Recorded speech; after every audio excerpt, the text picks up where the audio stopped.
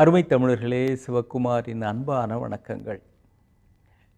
சில பேருடைய பேசுகிற பாணி இருக்குதுங்களே, அதுவே நமக்கு கொஞ்சம் வேடிக்கையாக இருக்கும். ஏதாவது ஒரு தகவல் கேட்டிங்கன்னா அதை ஒரு வரியில் முடிக்க மாட்டாங்க. அது ஒரே வரியில் முடிக்கலாம், வேணுன்ட்டே ஒரு 50-100 வார்த்தை சொல்லிக்கிட்டு இருப்பாங்க. அதுக்கு பிறகும் அதில் நமக்கு தேவையான தகவல் இருக்கா அப்படின்னு பார்த்தா இருக்காது. ஒரு பகுதிக்கு புதுசாக ஒருத்தர் குடி வந்திருக்கிறாரு. வந்து ஒரு வாரம் அது என்ன ஏரியா என்ன எது தெரில. காலையில் எந்திரிச்ச உடனேயே அவருக்கு தலைவலி வைத்த வலிலாம் இருந்தது.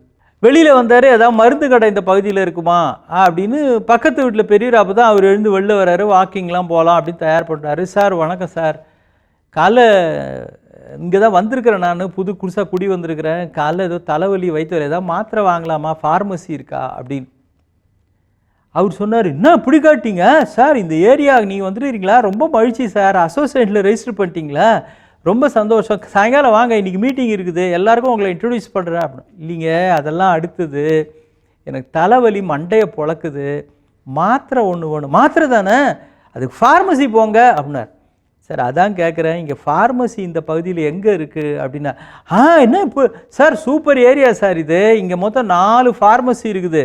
எனக்கு இப்படி தான் போன மாதம் காலையில் எந்திரிச்ச உடனே அப்படியே வைத்த வலி தாங்கலை, என்ன பண்ணுறேன்னு தெரியல, தலை வேறு சுற்றுறது.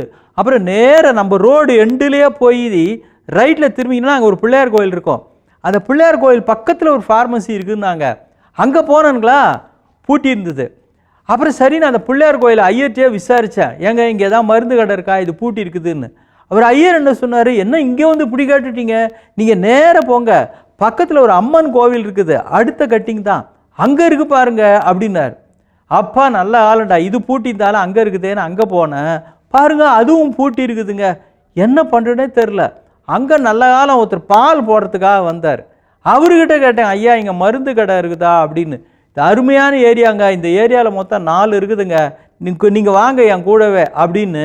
அவர் பாவம் நல்ல மனுஷன் சார், அவர் பால் வண்டி அங்கேயே விட்டுட்டு என் கூடவே வந்து வழி காமிச்சார். அங்கே போனால் அங்கே ஒரு ஃபார்மசி, ஆனால் பாருங்கள் அதுவும் பூட்டி இருக்குது. எனக்கு என்ன பண்ணுறதுன்னு தெரில. அப்புறம்தான் தெரிஞ்சுது, இந்த ஏரியாவில் இருக்கிற எல்லா ஃபார்மசியுமே காலையில் 10 மணிக்கு தான் திறப்பாங்க அப்படின்னு.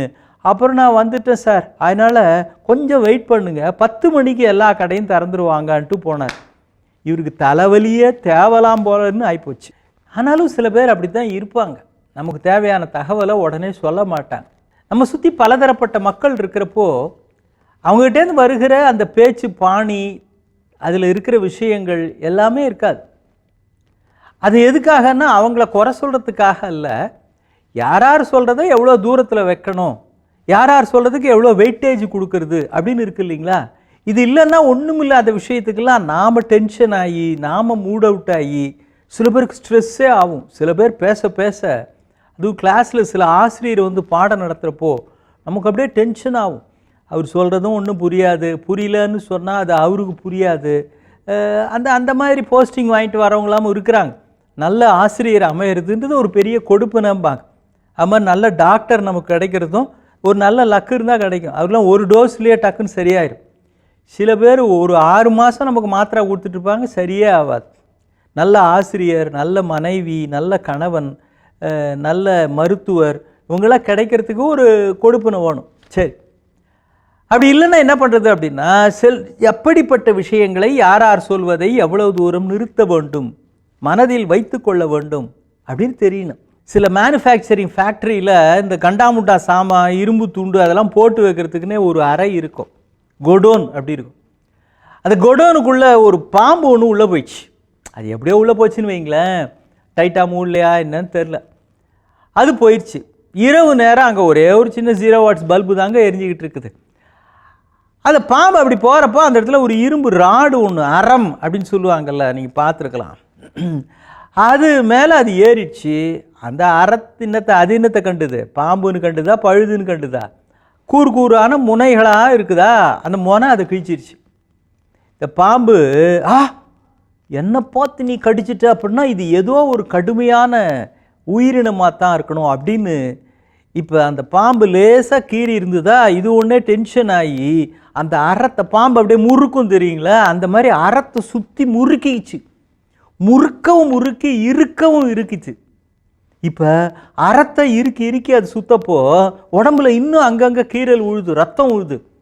அதுக்கு பிறகு என்னையா நீ இந்த கடிக்கிற அப்படின்னு அது நினச்சதோ என்னவோ தெரில, இன்னும் கடுமையாக அறத்தை முறிக்க உடம்பு முழுவதும் அங்கங்கு காயங்கள் ஏற்பட்டு அந்த ரத்தம் போய் பாம்பே போயிடுச்சு அப்படின்னு வேடிக்கையாக ஒரு கதை சொல்லுவாங்க.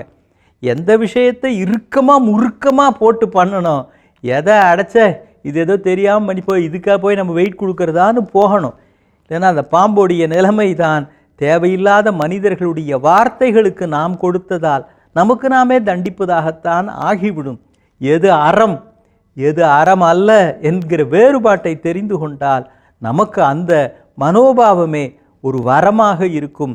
இல்லை என்றால் பாம்பு சுற்றிய அறமாகத்தான் இருக்கும். எல்லார் சொல்கிற எல்லா விஷயத்துக்கும் வெயிட் கொடுக்காமல் இருந்தீங்கன்னாலே நம்ம அளவில் நாம் நிம்மதியாக இருக்கலாம் சார். அதில் உங்களுக்கு ஏதாவது நல்லது இருக்கா எடுத்துங்க.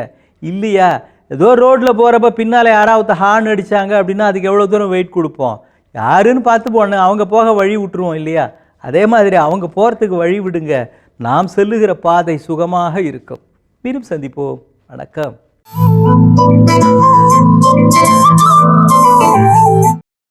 இன்னும் பல வீடியோக்களை காண சன் லைஃப் சேனலை சப்ஸ்கிரைப் பண்ணுங்க.